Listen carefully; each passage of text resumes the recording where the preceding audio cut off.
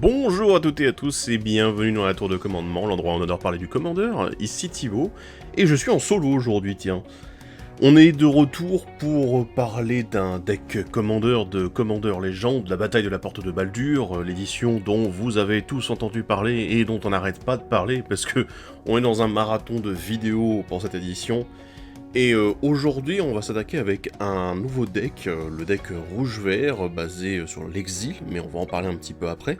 Mais avant tout, on va passer par la phase de pub. Et voici venir la phase de pub durant laquelle nous allons vous rappeler d'aller nous suivre sur les différents réseaux sociaux, sur Facebook, sur Twitter et sur Instagram, pour avoir toutes les news, toutes les infos de la tour de commandement, savoir quand est-ce que les vidéos sortent, mais également savoir quand est-ce que nous réalisons les différents lives sur Twitch. Et si jamais vous ne pouvez pas assister au live, vous avez les archives de la tour de commandement pour voir les replays de ces live Twitch. Nous en profitons également pour remercier les tipeurs de la tour de commandement. Sans eux, rien ne serait possible, car ils nous soutiennent financièrement chaque mois ou ponctuellement et nous permettent de continuer à investir dans les différents projets de la tour. Donc un grand merci à eux, et si jamais vous souhaitez les rejoindre, c'est dans la description de la vidéo. Et oui, aujourd'hui on va s'amuser encore une fois à analyser un nouveau deck. Je tiens à rappeler cet épisode, il est un petit peu spécial comme toutes nos analyses de deck sur cette édition. C'est qu'actuellement je suis en train de l'enregistrer avec le montage qui se déroule en même temps. Voilà, oui, parce que j'ai mes petits boutons pour tout absolument diriger de A à Z. Donc voilà, vous nous excuserez le manque de qualité par rapport à d'habitude. Mais, eh bien, nos monteurs sont en train de travailler sur d'autres projets pour vous, pour que vous puissiez également vous éclater sur cette édition avec le contenu qu'on a à vous proposer. Et bah du coup, encouragez-les, parce que je pense qu'ils en ont fortement besoin en ce moment. Ils commencent à voir le bout, donc on les remercie également pour leur travail, bien sûr. Et sur ce, bah, on va s'attaquer au deck sorti de l'exil, piloté par un certain commandant. Sorti de l'exil, du coup, un deck Gruul rouge-vert qui est piloté par un commandant, sauvage, je devrais dire, et qui s'appelle tout simplement Faldorn, héros des loups vénérables, une créature légendaire humain et druide, qui coûte 3 dont un rouge et un vert, c'est une 3-3. À chaque fois que vous lancez un sort depuis l'exil ou qu'un terrain arrive sur le champ de bataille sous votre contrôle depuis l'exil, créez un jeton de créature de 2 vertes loups, et pour 1, en l'engageant et en vous défaussant une carte, vous exilez la carte du dessus de votre bibliothèque, et vous pouvez la jouer ce tour-ci. Alors, Faldorn ici nous propose un peu, ce que j'ai envie de dire, c'est prospère, un petit peu. C'est j'ai envie de jouer depuis l'exil parce que ça me fait la value. Mais sauf ici, à l'inverse de Prosper, notre cher commandant que vous reconnaîtrez probablement, puisqu'il a quand même pas mal marqué le commandeur, hein, on va le dire. Il paraît qu'il y a un certain barbu qui l'aime beaucoup, hein, voilà. Donc, Prosper, lui, il aimait faire des trésors chaque fois qu'on lançait des cartes depuis l'exil, enfin qu'on jouait des cartes depuis l'exil. Et ben ici, ça n'est pas le cas. Ici, on va faire des petits toutous, enfin des petits toutous, des loups, quoi, hein, pas des dogos. Mais je vous avoue que, alors c'est pas la même value, mais c'est pas non plus le même coût, c'est pas exactement la même façon de fonctionner. Là où Faldorn permet tout simplement, par elle-même, en gros, de récupérer des cartes en exil pour pouvoir les jouer, Prosper nous obligeait en comparaison à le faire à l'étape de fin, donc il n'y avait pas vraiment moyen d'en abuser, c'était une fois par tour et il nous fournissait une carte en plus, point, donc s'il y avait un moyen d'abuser, bah c'était beaucoup trop compliqué pour le faire.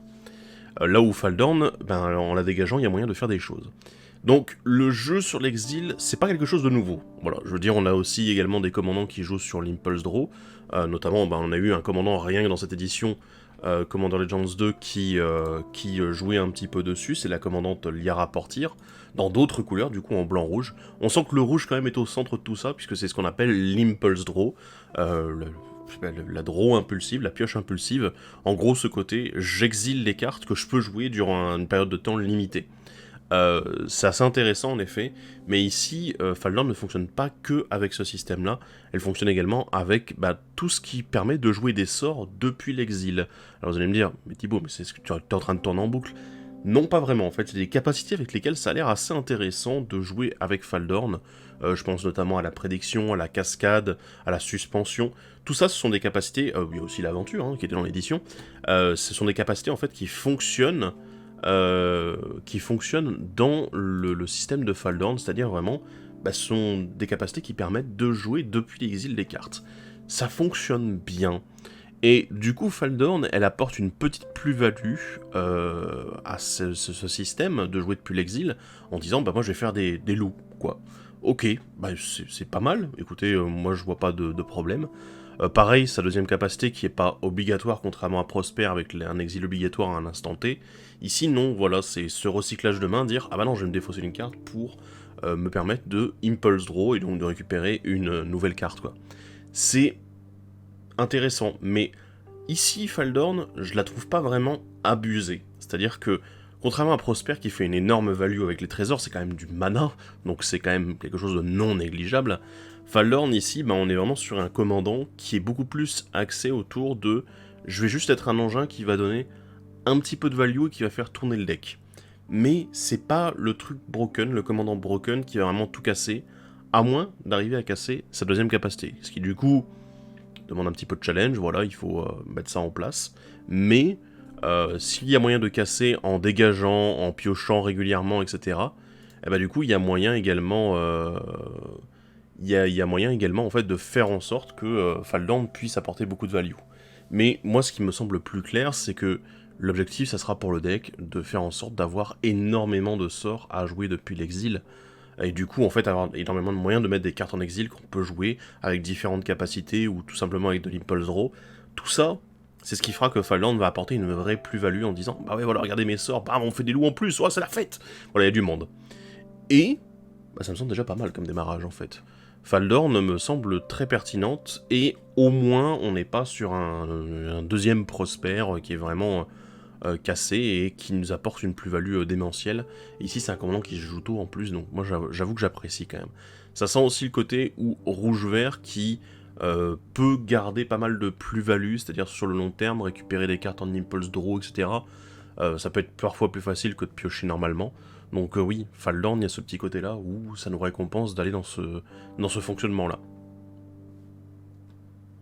Le commandant suivant, ou plutôt les commandants suivants, bah, c'est en fait nos commandants alternatifs du deck sorti de l'exil. C'est Durnan, je pense, du portail béant, une créature humain et guerrier qui coûte 4 dont inverse, une 3-3. À chaque fois qu'il attaque, regardez les 4 cartes du dessus de votre bibliothèque. Vous pouvez exiler une carte de créature parmi elles, mettez le reste au-dessous de votre bibliothèque dans l'ordre de votre choix. Tant que cette carte reste exilée, vous pouvez la lancer, ce sort a la témérité. C'est-à-dire qu'il coûte 1 de moins à lancer pour chaque adversaire. Et vous avez également choisi un passé, bien évidemment, puisque le passé qui est lié à Durnan, c'est Archéologue Passionné. C'est un enchantement légendaire passé qui coûte 2, dont 1 rouge. Les créatures commandants que vous possédez ont, à chaque fois que vous lancez un sort depuis l'exil, cette créature inflige un nombre de blessures égal à la valeur de mana de ce sort à un adversaire ciblé. Ok, alors, on va parler des cartes un petit peu individuellement, enfin on va commencer avec Durnan tout seul. J'apprécie pas mal Durnan, il y a toujours un souci pour moi, quelque chose qu'on ne voyait pas dans les commandants de l'édition, mais qui a l'air de se ressentir sur les commandants secondaires de ces decks, c'est le fait que le commandant doit attaquer. Ici, Durnan doit attaquer pour déclencher sa capacité, permettre d'avoir une carte supplémentaire de créature uniquement. Donc on est vraiment basé sur un truc, une version peut-être un peu plus aggro de ce que Faldorn proposait, qui était très ouvert, hein, voilà, tant que c'est une carte qui est jouée depuis l'exil, elle ça lui suffisait. Durnan non, lui c'est, ah ok, moi il faut que ça soit une créature par contre absolument. Donc peut-être un build un petit peu plus créature autour de lui, en effet. Derrière, ce qui est assez sympathique, c'est le fait qu'il donne déjà qu'on peut la jouer tant qu'elle reste exilée, donc si Durnan s'en va, bah c'est bon, on peut toujours la jouer, c'est cool, moi j'aime beaucoup. Et derrière, donner la témérité à ce sort. Alors la témérité, c'est une capacité qu'on n'avait pas vue depuis Commander 2016 de mémoire, qui était exclusive à cette édition-là, et voilà, qui réduisait le coût des sorts selon le nombre d'adversaires. Ben oui, c'est pas mal, moi j'aime bien l'idée en fait d'avoir ce petit côté-là, un peu dire ah ouais bah attends, moi mon commandant il me permet de réduire fortement le coût des créatures.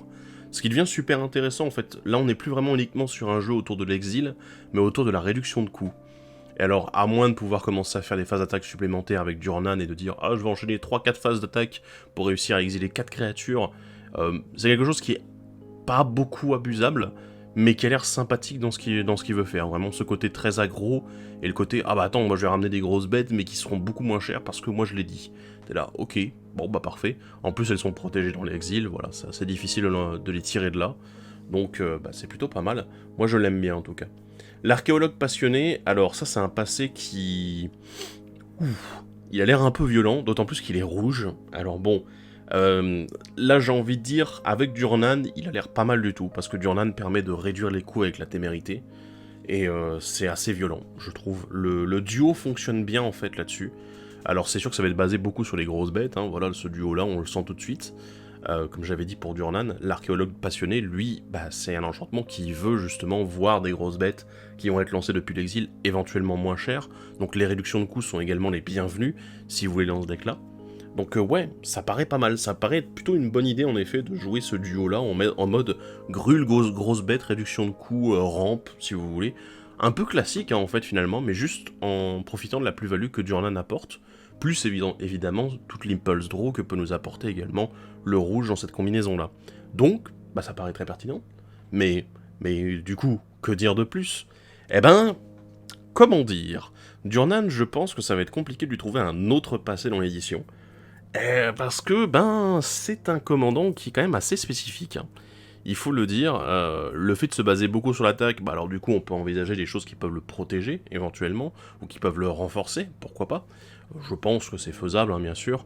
Là on va se pencher sur d'autres couleurs que le rouge, dans ce cas-là.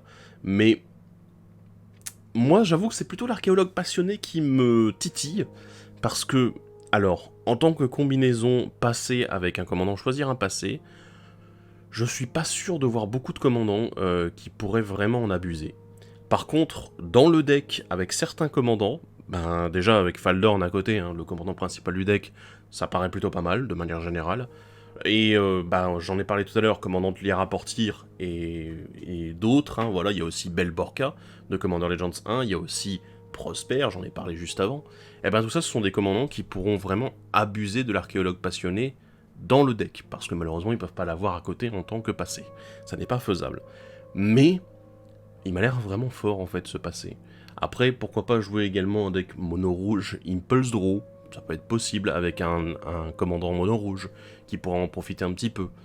Pourquoi pas, enfin voilà, c'est pourquoi pas essayer de faire des combinaisons un petit peu originales avec des combinaisons de couleurs qui fonctionnent bien dans cette stratégie-là. Mais comme vous voyez, le rouge est toujours très central, du coup ce qui fait que l'archéologue passionné, en fait, il est pile dans la bonne couleur pour dire « Ok, je vais être jouable dans beaucoup de decks en fait ». Donc c'est un passé qui m'intéresse beaucoup, alors pas tant en tant que passé, mais surtout en tant que enchantement dans le deck, parce que ça paraît quand même assez violent, bien sûr. On va continuer avec les commandants réédités dans le deck, et les commandants en rouge notamment, eh ben, Etali, hein, voilà, parce que Etali, ça devient un running gag en fait, Etali, parce que on a l'impression qu'elle est éditée systématiquement dans quasiment toutes les éditions Commander. Je pense que ça va devenir l'un des commandants les plus réédités, hein, ça va passer au-dessus de Talrand, un grand classique également, mais dans d'autres couleurs. Et c'est vrai qu'Etali, ben, c'est assez puissant dans le deck, puisque ici on est sur un deck qui veut jouer les cartes depuis l'exil. Etali nous permet carrément d'en jouer 4, lol. Enfin voilà, au moment où elle attaque, c'est quand même bah, débile, hein, il faut le dire. Du coup, ça marche plutôt pas mal, d'autant plus que, bah voilà, si on joue avec le commandant alternatif, avec Durnad, ça fonctionne aussi, parce que grosse bête, réduction de coûts, très aggro, etc. Donc c'est vrai que ça marche plutôt pas mal non plus. Etali, bah c'est une excellente carte pour le deck, ça, je vais pas vous mentir, hein. Si vous allez pouvoir réussir à faire 4 loups en plus à côté, ça paraît quand même une très bonne plus-value pour le commandant. Et de manière générale, dans un jeu qui veut jouer avec de l'impulse draw, enfin pas de l'impulse draw, mais plutôt ici du jeu depuis l'exil, ça paraît quand même pas mal. Donc voilà, Etali, c'est un running gag, mais ici qui est pertinent en fait dans ce deck. L'autre commandant rouge se réédité, c'est Laelia, Lélia, je sais plus comment on l'appelle, Laelia, allez vas-y, la lame reforgée, qui est quand même un commandant qu'on avait vu édité il y a un an, dans Commander 2021, et ici qui est réédité en fait de manière super pertinente, encore une fois, le jeu sur l'impulse draw, hop, encore une fois le côté aggro, hein, bien sûr, et surtout, en fait, il y a ce côté aussi de boost qui se fait de manière constante avec l'Elia, à partir du moment où on a ce côté, bah, on joue avec des cartes qui se font exilier à droite à gauche, bah c'est bon, en fait. C'est un commandant qui était peut-être passé inaperçu dans le deck Osgir à l'époque, mais en fait qui avait déjà été remarqué du côté, des joueurs qui voulaient jouer justement sur la notion d'exil des cartes, et notamment sur l'Impulse Draw. Donc c'est un commandant qui est super pertinent pour ce deck ici, et qui fonctionne bah, très bien. Allez, le dernier commandant rouge pour les commandants réédités, eh ben c'est mon petit chouchou. Voilà, je vous avoue, ça c'est toujours été mon petit préféré. C'est Urabrask le secret, voilà, le Phyrexian Praetor. Moi je l'aime beaucoup, parce que bon, c'est un Praetor qui est pas non plus trop violent en comparaison avec ses copains à côté, qui eux font un peu n'importe quoi et qui devraient se calmer. Hein. Urabrask, il a cet avantage d'être pas mal adapté aussi au côté agressif du deck. C'est-à-dire bah, le fait déjà d'avoir l'option de créer des jetons loups quand on lance des sorts depuis l'exil. Du coup, bah, ça va être super intéressant en première phase principale, lancer des sorts depuis l'exil et dire ah ok, bah voilà, je fais des loups qui ont la célérité grâce à Urabrask. Et ce petit côté où justement on a tendance à dégager un peu les défenses adverses, ou du moins celles qu'il pourrait poser en jeu, eh bien c'est vrai que ça c'est pas mal intéressant dans un jeu Grul où on veut être un peu plus agressif. Donc là on sent le côté aussi ok, on n'est pas sur un boui-boui prospère avec les trésors et avec le jeu depuis l'exil, on est plutôt sur un Grul jeu depuis l'exil en faisant une grosse plus-value de manière générale. Donc, Urabrask, il s'intègre bien là-dedans pour le côté un peu plus bourrin, bien sûr. Mais c'est sûr que c'est pas non plus l'une des premières cartes à laquelle on penserait quand on pense à bah, Grul, je joue depuis l'exil, quoi. Voilà. Donc, c'est intéressant qu'il soit là, mais c'est pas non plus la meilleure carte du pack, je vous l'avoue, loin de là. Passons maintenant au commandant réédité en vert, bah il y en a qu'un. Voilà. Il y en a qu'un, mais je pense que ça vaut le coup d'en parler, parce que c'est un commandant sur lequel j'avais un peu craché à l'époque de sa sortie, c'est Arasta de la Toile Sans Fin, qui était dans Theros Beyond Death, Theros Par-delà la Mort, et bah, c'est vrai que, comment dire, j'avais un peu balancé plein sa tronche au départ, parce que le problème c'est qu'en tant que commandant, bah, c'est pas super intéressant, ça compte beaucoup sur ce que les adversaires peuvent faire, mais derrière, bah, ça reste quand même un commandant qui est plutôt sympa, pour ce côté réactivité aux éphémères et rituels adverses, en créant un board. Du coup, dans les jeux un petit peu plus jetons, un petit peu plus réactifs à ce qui peut se passer en face, c'est intéressant.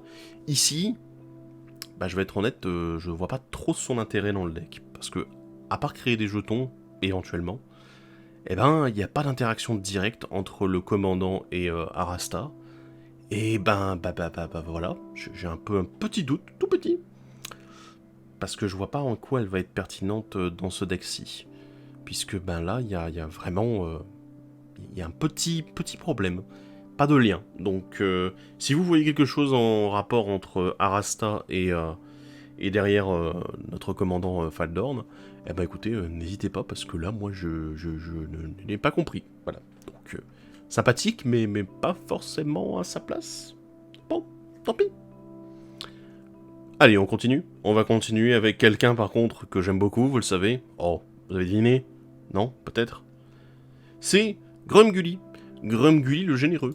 Voilà, dont j'avais beaucoup parlé quand on avait parlé de Kamigawa, parce que bah, Grumgully, il est plutôt sympa, et il fonctionne très bien avec les modifications. Donc voilà.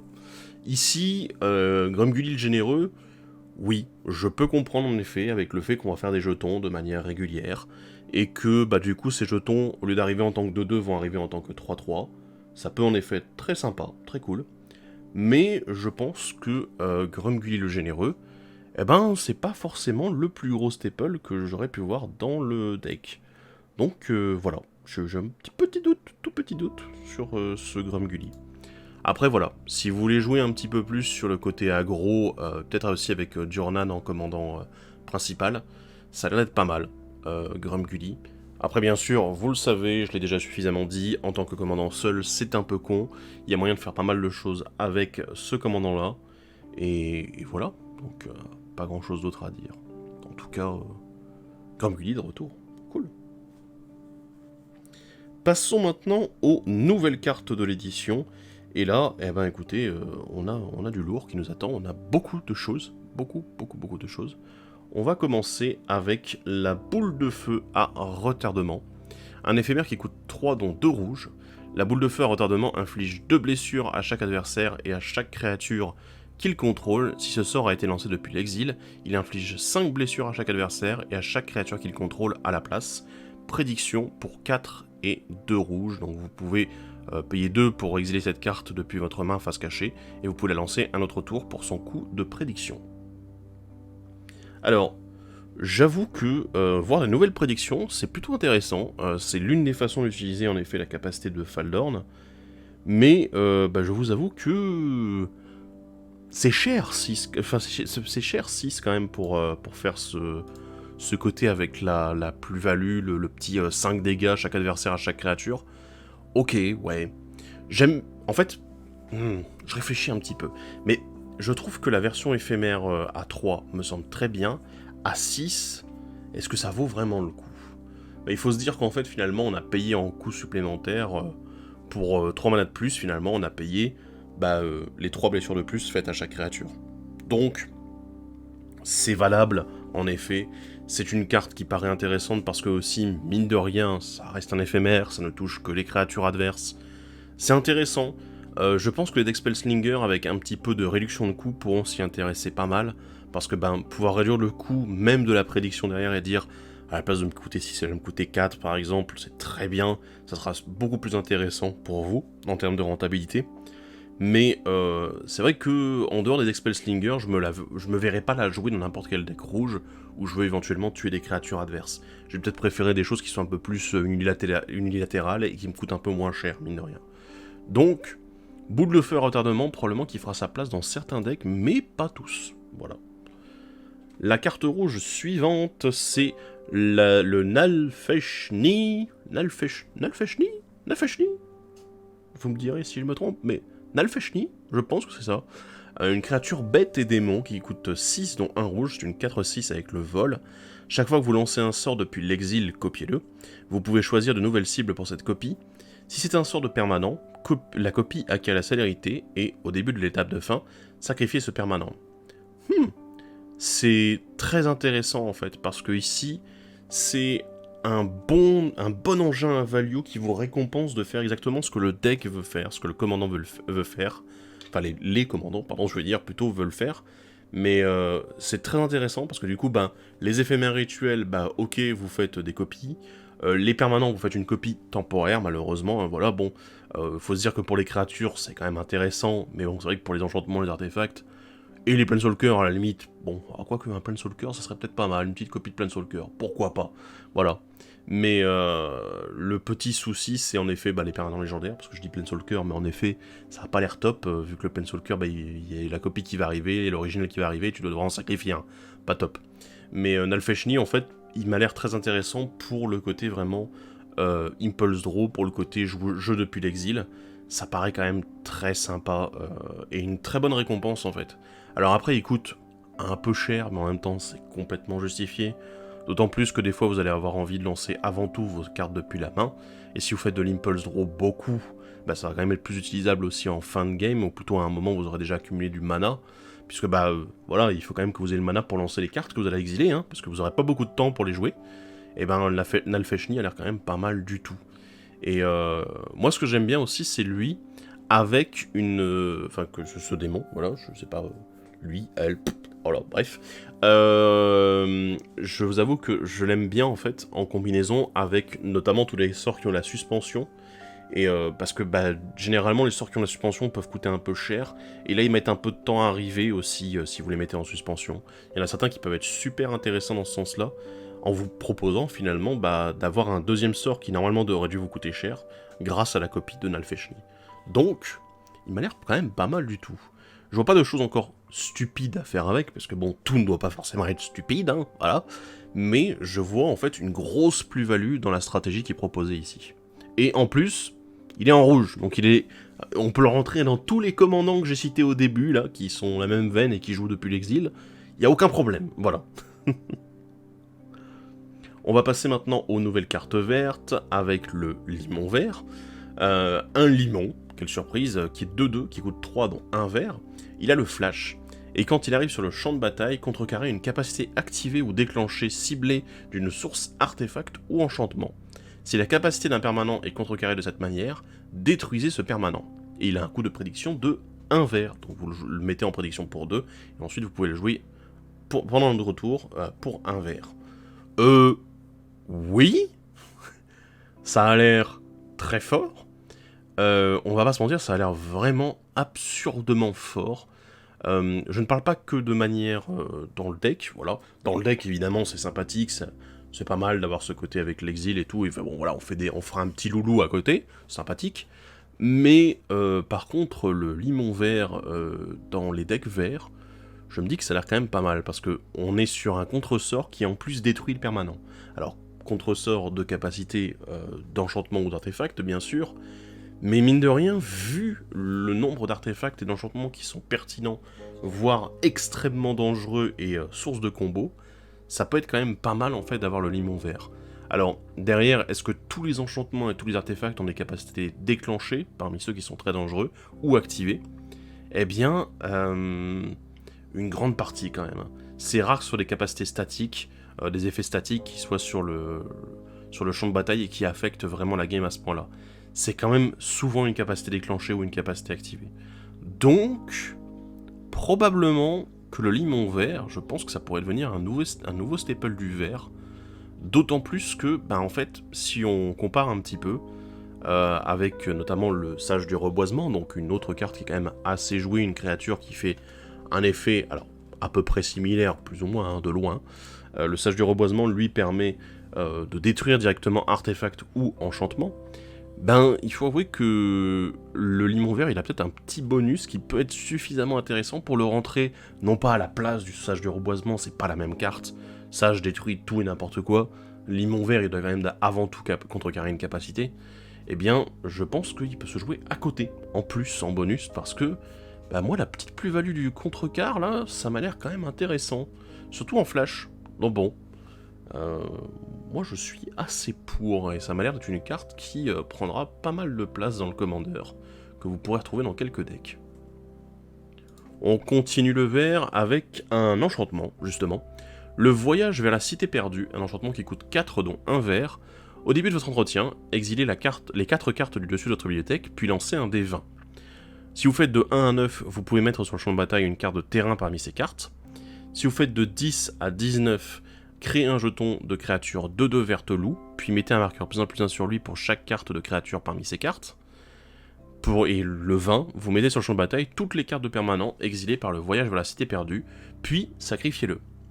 Alors, j'avoue que là j'ai beaucoup de questionnements, parce que je suis sur un doute monstrueux avec cette carte-là.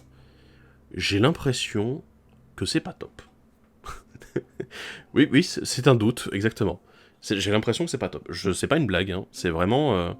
Le voyage vers la cité perdue me laisse très dubitatif. J'ai l'impression de revoir les designs qu'on avait vus dans le premier set, enfin, pas Commander Legends, le premier set Donjons et Dragons, l'année dernière, où le côté ultra aléatoire du D20 fait que... voilà. Tu sais pas ce qui va se passer. Et en fait, c'est le gros problème de cette carte. Là où on a vu beaucoup de cartes depuis qu'on parle de cette édition, hein, vous vous rappellerez un petit peu dans les précédentes vidéos, mais on a vu beaucoup de cartes qui, elles, allaient vers ce côté où le meilleur lancer, en fait, vous donne vraiment un bon bonus par rapport à l'effet de base. Ici, on est carrément sur des lancers qui ne vont pas du tout dans la même direction. Et ça m'étonne, en fait. Le fait est que l'exil de 4 cartes, déjà, t'es là systématiquement, sachant qu'on te donne pas l'autorisation de jouer ces cartes. C'est juste, tu vas faire quelque chose avec une partie de ces cartes-là, ou pas du tout, si tu remplis les conditions et que tu as fait un bon lancer. Parce que bon, si tu fais un 1 à 9, alors que parmi les 4, de 1 à 9, alors que parmi les 4 cartes, il n'y a pas de terrain, c'est un peu... c'est un dommage, voilà. S'il n'y a pas de créature et que tu fais 10 à 19, c'est pareil, c'est dommage, tu fais juste un loup. T'es là, ok, d'accord. Et le 20, il faut espérer que tu aies des permanents à chaque fois. Bon, l'objectif, évidemment, ici, j'exagère beaucoup, je grossis le trait à fond. Mais le voyage de la cité perdue, ça va être un enchantement qui peut être joué dans les decks qui sont beaucoup axés autour des permanents. Bien sûr, je suis pas débile non plus. Mais, en fait, moi, j'ai pas envie de le jouer du tout. C'est une des cartes que j'ai envie même de retirer du deck le plus vite possible. Parce que me retrouver à perdre 4 cartes par tour, ben... c'est pas mal dangereux, quoi. C'est pas mal dangereux, d'autant plus qu'il y a des bonnes cartes qui peuvent partir et qui sont exilées définitivement. Je veux dire, il y a rien, quoi, c'est fini. C'est juste... Waouh. Parce que le seul moment où vous allez pouvoir être vraiment intéressé, c'est avec le GAD20. Parce qu'il est bien noté que vous mettez sur le champ de bataille toutes les cartes de permanents exilées par le voyage de la cité perdue. Donc c'est également celles qui ont été exilées précédemment. Mais le souci c'est qu'en fait, il faut y arriver à ce 20. Alors si vous avez un doute sur justement ce que je viens de vous dire, ben c'est assez particulier en fait. Pour moi, l'écriture de la carte montre bien en fait que... Parce que vous direz peut-être Thibaut, mais tu déconnes et tout, en fait tu peux récupérer un terrain avec le 1 à 9 parmi toutes les cartes que tu as exilées avec. Non, parce que c'est parmi ces cartes, donc c'est la référence de parmi ces cartes, c'est parmi les cartes qui ont été exilées par la capacité déclenchée. Voilà. Mais par la capacité déclenchée, qui est citée juste au-dessus, puisqu'on est dans la suite de la capacité. Et pareil pour les créatures. Le truc, c'est que le 20 a l'air quand même d'être plus orienté autour de tous les permanents exilés par le voyage à la cité perdue. Mais franchement, est-ce que ça vaut le coup? Et pour moi, la réponse, c'est non. Parce que le risque est grand, la perte de cartes est énorme. Et du coup, je pense que vraiment, voyage de la cité perdue, c'est une carte dangereuse, et malheureusement qui est trop aléatoire, et probablement beaucoup trop... beaucoup trop peu optimisée pour être jouée où que ce soit, pour qu'elle soit jouée tout court. Bon, après si vous trouvez une utilité, dites-le moi, je suis curieux, les commentaires comme d'habitude, je vous attends et j'attends vos explications également. La carte suivante en vert, attention accrochez-vous, c'est le chasseur Tlinkatli, un scorpion éclaireur 7-7 pour 7 dont 2 verts, qui a également une aventure. C'est un rituel aventure qui s'appelle récupérer sa proie, qui coûte 2 dont 1 vert. Exilez une carte de créature ciblée de votre cimetière. Jusqu'à la fin de votre prochain tour, vous pouvez lancer cette carte. Ok, d'accord, très bien. Et derrière, du coup, la créature a le piétinement, c'est toujours une 7-7. Hein. Une fois par tour, vous pouvez payer 0 à la place du coût de mana d'un sort de créature que vous lancez depuis l'exil. Ok, alors, le chasseur, j'avoue que il me titille le scorpion. Mais oui, j'ai fait des vannes pourries, d'accord. J'aime beaucoup la capacité, le sort récupérer sa proie. C'est super intéressant. C'est le fait de reprendre une carte, plus ou moins, puisque vous allez pouvoir l'exiler, la jouer jusqu'à votre prochain tour. Déjà, je trouve que le délai est très long. C'est l'avantage, vous avez jusqu'à la fin du prochain tour. C'est assez génial. Donc ça veut dire que si vous avez des créatures flash, ça peut être intéressant également de les récupérer comme ça. Donc c'est plutôt sympa. Moi j'aime bien en tout cas. Ça c'est déjà la bonne partie. L'aventure est bonne. La créature, est-ce qu'elle est bonne? Bah oui, évidemment qu'elle est bonne. Vous voyez pas un petit peu le truc là?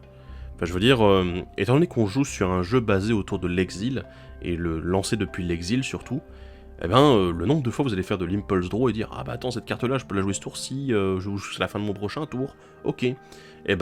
Dire ok, ça c'est un sort de créature, ok je paye 0 à la place. Ok. Moi je trouve ça super intéressant parce qu'en fait, ça fonctionne pas forcément bien avec le commandant secondaire, hein, avec Durnan, mais par contre avec Faldorn ça fonctionne super bien. Parce qu'en fait, ça vous permet aussi de faire un loup en plus à côté pour 0, et ça encourage également le fait de jouer des grosses bêtes dans le deck. Parce que vous allez pouvoir cheater des coups de mana. Mais c'est aussi pour ça que le chasseur coûte si cher à lui seul. C'est une 7-7. Alors, pardon, il coûte 7, mais c'est une 7-7 aussi, il a le pétinement aussi, mais il a surtout cette capacité qui est vraiment très intéressante pour le deck.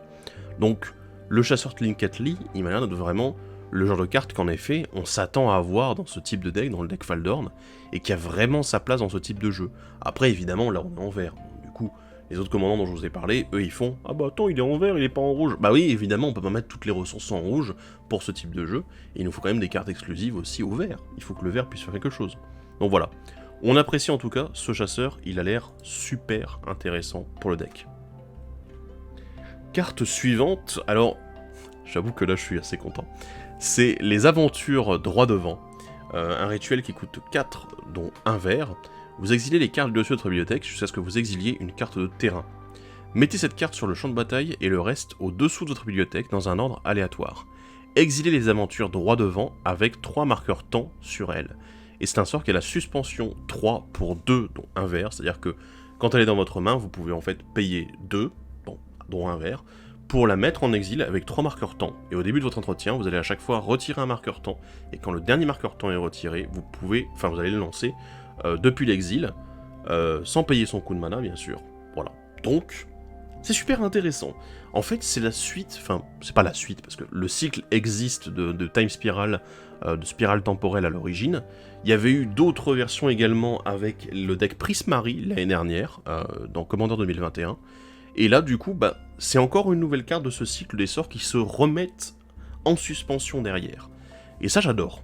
Voilà, parce que du coup, ce sont des cartes qui sont super intéressantes d'un point de vue design. Ce sont des sorts qui peuvent vraiment juste, bah, ok, ils vont t'apporter des terrains régulièrement. Alors pourquoi je trouve intéressant? Dans le deck, il est intéressant, parce qu'il est lancé depuis l'exil, et il se relance tout seul. Donc voilà, vous avez payé 2 une fois, hop, vous l'avez mis en suspension 3, paf, paf, paf, paf, paf. Vous laissez faire, le truc, bah tous les 3 tours, il va vous fournir un terrain en plus. Et en plus, quand même, pas n'importe quel terrain, ça doit pas être un basique, c'est juste, vous allez chercher le prochain terrain au-dessus de votre bibliothèque, et le mettre directement en jeu. C'est quand même vachement fort. Donc bon, alors après c'est pas un vrai ramp tutorisé où vous allez chercher le terrain de votre choix. D'accord, ok, très bien. Vous voulez trouver un défaut? On peut en trouver un en effet, mais c'est quand même super intéressant pour le deck. De l'autre côté, je me dis que les decks qui veulent ramper beaucoup, c'est le genre de carte en fait où peu importe le terrain qu'ils vont toucher, eux tant qu'il y a un terrain qui arrive en jeu, notamment aussi pour les jeux touche-terre, hein, j'y pense, eh bien c'est le genre de carte qui va être très intéressante pour eux. Parce que régulièrement, même si c'est pas un truc de dégénéré qui va apporter 10 terrains sur le champ de bataille en une fois, eh ben en fait régulièrement ils vont avoir un apport d'un terrain supplémentaire. Ça paraît quand même pas mal du tout. Voilà. Donc, et puis, ah c'est vrai qu'il y a un autre commandant, c'est vrai que j'ai failli oublier lui. Ouais, c'est un commandant de l'édition. Quoi, vous savez pas de qui je parlais? Ouais, si, vous savez de qui je parlais. Je parlais d'Alondo. Ah oui. Parce que lui, il retire les marqueurs temps sur les cartes qui sont en exil, en fait. Donc, ça paraît assez intéressant, ça permet d'accélérer, en fait, ce genre de cartes. Du coup, ben, dans un deck Alondo, ça paraît quand même très adapté au commandant, quoi. Donc, ça paraît plutôt pas mal, bien sûr. Donc, bah, appréciable aussi dans ce genre de deck. Mais bon, en tout cas, une bonne carte pour les jeux qui jouent depuis l'exil, pour la rampe, pour les touches-terre, voilà. Enfin, soyez contents. Wizard vous a entendu et vous a fourni encore plus de cartes. On continue avec une carte incolore, la dernière, exclusive de ce deck. C'est le Grimoire de Sarvok, qui n'est pas dans ce deck, parce que bah, il est noir. C'est pas raciste, c'est la couleur de la carte.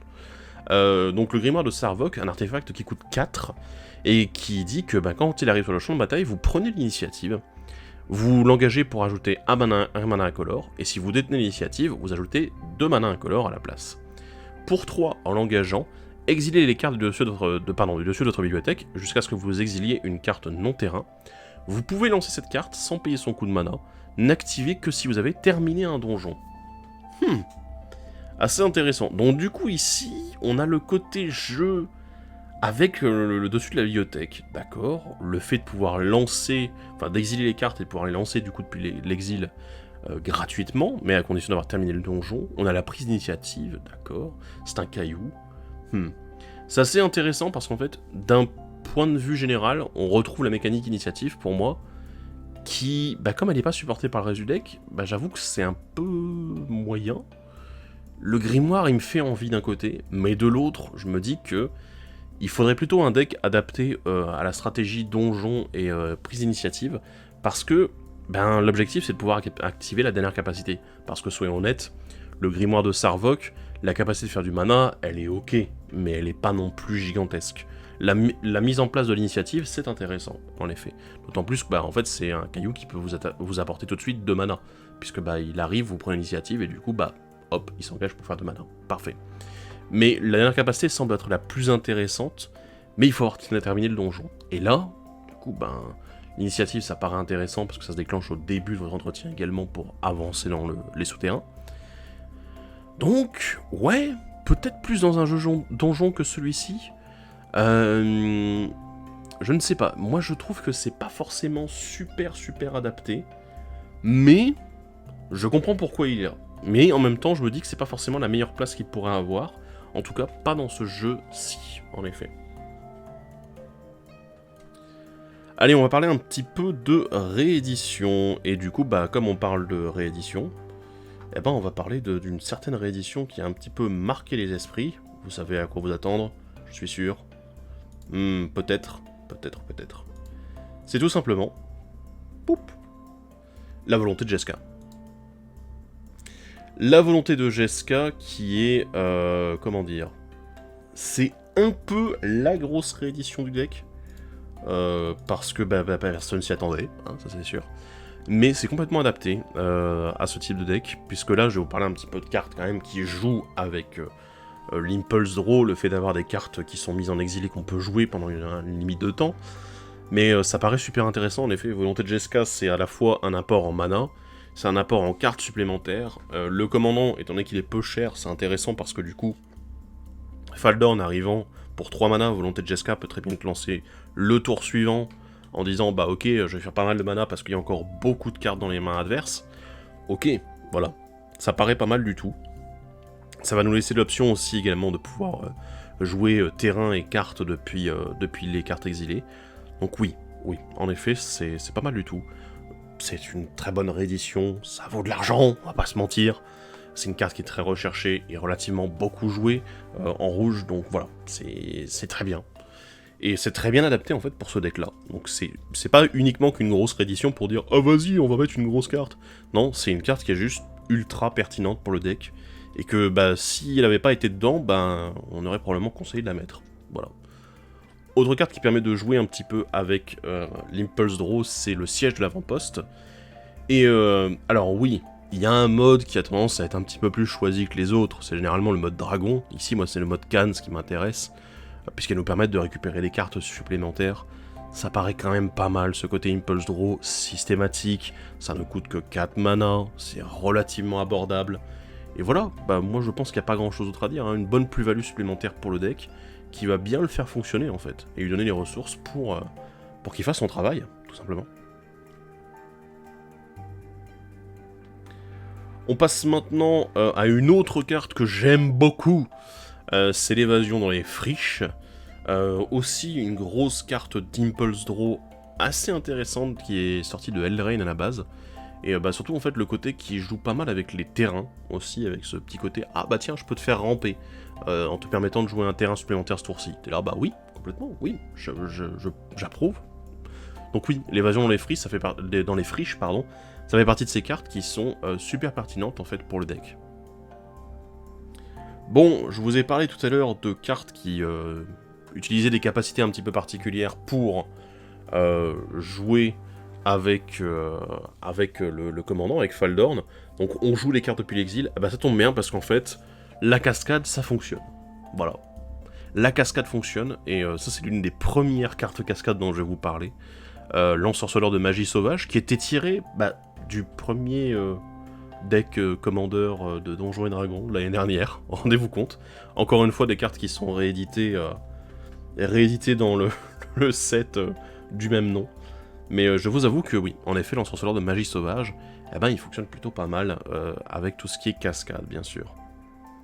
Derrière, en autre carte de cascade, il y a la recluse à gomme sucrée, qui elle aussi aime la cascade, mais surtout en fait qui est super intéressante avec les loups que Faldorn va faire quand vous allez jouer les cartes depuis l'exil.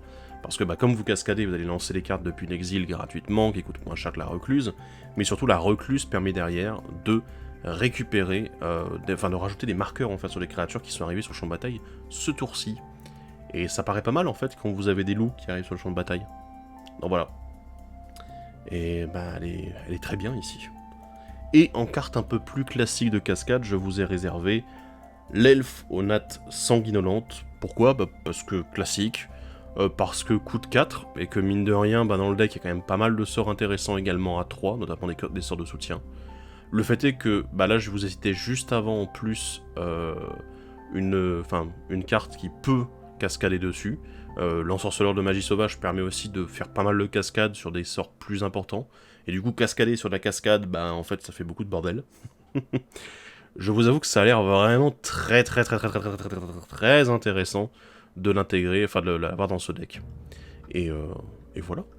On va peut-être passer un peu sur la cascade, parce que voilà, c'est sympa d'en parler, moi j'aime bien, voilà, tout ça. mais il y a d'autres choses à aborder, hein, voilà. Il y a d'autres choses à aborder, comme par exemple, eh bien, les stratégies volées. Stratégie volée, c'est une carte un peu plus chaotique. Vous allez voir, ça c'est 2 cartes chaotiques que je vais aborder un petit peu tout de suite. C'est le fait de jouer un peu à la manière d'Italie avec les cartes dessus de la bibliothèque des adversaires. C'est super intéressant, parce que du coup, vous avez une Impulse Draw, mais qui est en fait une Impulse Draw sur les decks adverses. Et là, on ricane un peu dans notre coin, on est là... parce que du coup, on pique les cartes adverses. C'est marrant, voilà. On est content, on fait les cons, c'est bien. Et bah oui, et la carte suivante, eh ben, elle fait un peu la même chose. La carte suivante, c'est la baguette du chaos, qui fait pareil, mais elle, avec les éphémères rituels que vous pourrez lancer gratuitement par contre. C'est super sympa. Moi, j'aime bien en fait ce côté un petit peu chaotique de ces cartes, parce que la plus-value, elle est là à chaque fois en fait. C'est que vous savez que vous allez faire vos petits loups à côté grâce à Faldorn, et bah, ces cartes-là, elles vous apportent une plus-value en récupérant des cartes, peu importe lesquelles, parce que on s'en fout, vous allez faire plein de loups. Du coup, ce qui me fait dire d'ailleurs, vous pourriez jouer un petit peu tribal loup en même temps dans votre deck, voilà, en rajoutant 2-3 cartes qui pourraient être sympas avec eux. Pourquoi pas, hein, voilà. Donc je ne vais pas évoquer plus que ça cette idée. On va peut-être repasser à autre chose, tout simplement. Le autre chose, ça va être de la réédition de cartes un petit peu de gestion, voilà, moi j'avais envie d'en parler, parce qu'il y a 2-3 cartes qui m'ont tapé dans l'œil là-dessus. On a le retour des Mortiers de Misium, une de mes cartes préférées, parce qu'il y a marqué surcharge dessus, rendez-vous compte, et surtout qu'en fait c'est une gestion pour pas mal de créatures du format. Certes, ça coûte un petit peu cher, voilà, il y en a qui vont dire, oui mais à 6, c'est un petit peu violent. Oui, mais bon, en fait, ça le fait, voilà, autant vous dire que la plupart du temps, vous n'allez pas trop avoir un souci, d'autant plus que ça ne vous touche pas vous-même. Donc voilà, il y a des decks qui peuvent l'utiliser pas mal. Vous, mine de rien, bah, si vous jouez le deck Faldorn, ça paraît quand même pas mal d'avoir un moyen de gérer les créatures adverses. Et bah, ça fait partie des bons moyens en rouge, en effet, de gérer uniquement les bandes adverses et pas le vôtre avec. Alors, je parlais de faire des jetons loups, bah oui, il y a aussi le déferlement de l'orage de guerre dans cette édition. Alors, je trouve très cher, hein. Ça, on va pas se mentir, c'est une des cartes que je trouve extrêmement chère pour... pas pour ce qu'elle fait, parce que c'est complètement justifié.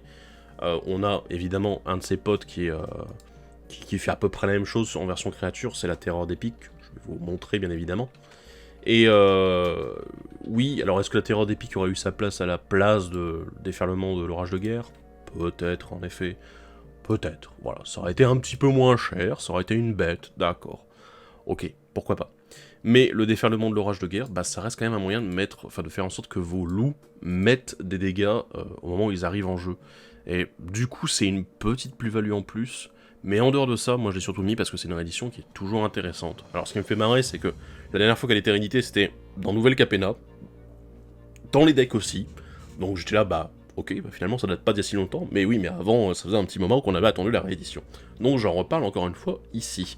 Et ça reste quand même aussi un moyen de gérer des créatures adverses, puisqu'on peut mettre n'importe où les blessures. Pourquoi pas. Et ça fonctionne aussi pas mal avec Durnan, si on veut jouer grosse bête. Voilà, donc le stratégie grosse bête fonctionne bien avec le déferlement, là où c'est vrai que Faldorn, c'est peut-être un petit peu moins adapté à ce commandant-là. Mais ça reste intéressant. La carte suivante, du coup, là on va passer un petit peu plus en vert, c'est le cycle alimentaire des Uri.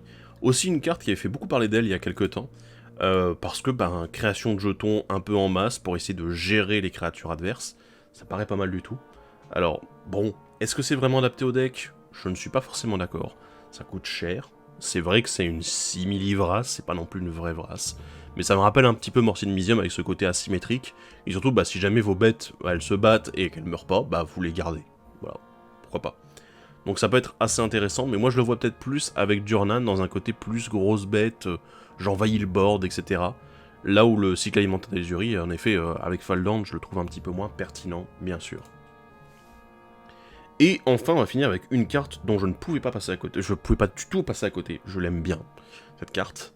C'est la Garenne au loup de Kessig qui est rééditée dans ce deck. Il y a une mana base à côté, voilà. En dehors de cette carte-là, il y a une mana base super intéressante à côté, je l'aime bien. La mana base est bien construite, il y a bien pas mal de choses. Mais la Garenne au loup de Kessig, en fait, je la remets en avant parce que pour les decks agressifs, de manière générale, c'est une bonne carte. Alors, avec Faldorn, est-ce que c'est vraiment une super carte? Je ne suis pas forcément d'accord. J'ai l'impression qu'on est plus sur une stratégie où on envahit le board avec nos loups, Voilà, en faisant, ah bah tiens, attends, je vais lancer des cartes depuis l'exil, bam, je fais plein de loups, plein de loups, plein de loups, plein de loups. On est finalement presque sur un deck jeton, je pense, à ce stade-là. Là où la Garen au loup de Kessig, elle préfère avoir des grosses bêtes. Donc du coup, avec Durnan, ça a l'air d'être beaucoup plus pertinent. Mais de manière générale, quand vous jouez rouge-vert, que vous jouez assez aggro avec ces grosses bêtes, bah, ne serait-ce que par exemple leur donner le piétinement pour 2 mana, ça paraît quand même super intéressant. Et c'est le genre de carte en fait que, bah, je vous avoue, dans les terrains utilitaires de Innistrad, parce qu'il vient de là à la base, eh ben ça fait partie de ceux qui sont vraiment beaucoup joués, à cause de ce côté super utilitaire avec la capacité d'évasion qu'est le piétinement. Donc, bah, on est content de l'avoir réédité ici. Allez, un petit bilan de ce deck. Vous remarquerez que bizarrement la vidéo est plus courte quand je suis tout seul, hein. La bonne blague. Mais du coup, on est face à un deck assez particulier, je vous avoue. J'ai regardé la liste dans tous les sens, et j'étais là, mais où est-ce qu'ils veulent en venir un petit peu? Où veut aller Wizards avec ce deck? Et la question c'est droit dans le mur. Non, je déconne. Non, pas droit dans le mur. C'est un deck qui est super intéressant en fait, parce qu'il explore un petit peu... je dis un petit peu parce qu'en fait il y a encore beaucoup de choses possibles, mais en proposant différentes capacités qui jouent avec le lancement depuis l'exil, il propose vraiment comment est-ce que le commandant Faldorn peut tirer une plus-value de toutes ces capacités-là. Vraiment le côté, ah bah tiens, je vais jouer avec l'aventure, parce que oui, l'aventure, si vous jouez la créature derrière, elle est lancée depuis l'exil, je vais jouer avec la suspension, avec la prédiction, je vais jouer avec la cascade, je vais jouer avec les sorts qui disent que je récupère des créatures adverses, enfin des cartes dessus des bibliothèques adverses, et je peux les lancer. Il y a les impulse draw classiques, c'est tout ce genre de capacité qui est vraiment super intéressant, et j'aime beaucoup, en fait, l'idée derrière le deck, sauf que, en fait, j'ai l'impression que c'est un deck qui accumule beaucoup de value, en faisant ses jetons, en faisant sa plus-value à droite à gauche, mais en termes de direction et comment est-ce qu'il peut tuer, il y a 2-3 incohérences qui me semblent assez bizarres. C'est-à-dire qu'il y a des cartes qui semblent vraiment être taillées pour un côté plus... Ah bah on va jouer avec Durnan en fait, parce qu'on aime bien les grosses bêtes. Mais en fait, il y a aussi le côté où on joue... Ah ouais mais il y a Faldorn, donc du coup il faut qu'on joue comme ça et tout. Et là, mais oui mais... Là c'est dommage en fait, c'est dommage. Je verrai plus peut-être... Alors ça c'est un conseil de manière générale, vous avez encore les 20 in, 20 out qui vont sortir demain, je tiens à le rappeler, pour ce deck. Et qui vont vous donner les petits ajouts budget que vous pourriez faire sur ce deck là. Mais je pense qu'en fait en reprenant de zéro le commandant et son potentiel, je pense en fait qu'il y a moyen de faire un deck Impulse Draw jeton qui est super pertinent et qui est plutôt violent en fait en termes de plus-value et d'agressivité derrière. Ce qui est quand même une bonne performance, hein, parce que réussir à être agressif et avoir de la plus-value en même temps, t'es là bah oui, complètement, tous les jours, hein, on signe. Mais voilà, Faldorn pour moi c'est un commandant qui a peut-être un deck qui explore beaucoup de choses pour laisser une liberté aux joueurs de choisir comment est-ce que vous voulez jouer. Si vous voulez mettre telle ou telle capacité, si vous voulez jouer de telle façon ou telle façon, le commandant alternatif propose une version plus gros bourrin, avec des grosses bêtes dans le deck, et du coup bah, on sent qu'il y a des cartes qui sont peut-être plus adaptées pour lui que pour Faldorn. Mais en tout cas, pour moi ça reste un bon deck en fait, de manière générale, parce que bah, il a déjà de bons outils en fait. À vous de sélectionner ceux qui vous intéressent le plus, ceux vers lesquels vous voulez vous diriger, éventuellement d'en trouver d'autres à mettre dans le deck. En tout cas, pour moi le deck, il a l'air vraiment super intéressant et super pertinent. Voilà.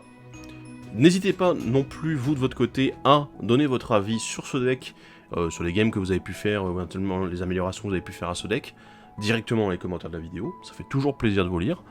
Et bah, je vous rappelle, du coup, demain, les 20 in, 20 out, avec le concours pour gagner ce deck amélioré à la sauce 20 in, 20 out grâce à Play-in, qu'on remercie également chaleureusement pour leur soutien et leur partenariat sur cette édition, qu'on espère voir prolonger plus tard. Et voilà, c'est tout. Donc soyez présents sur les réseaux sociaux de la Tour, et vous aurez la possibilité de participer à ce concours. Sur ce, on se dit à la prochaine, et puis salut à tous. Bye bye.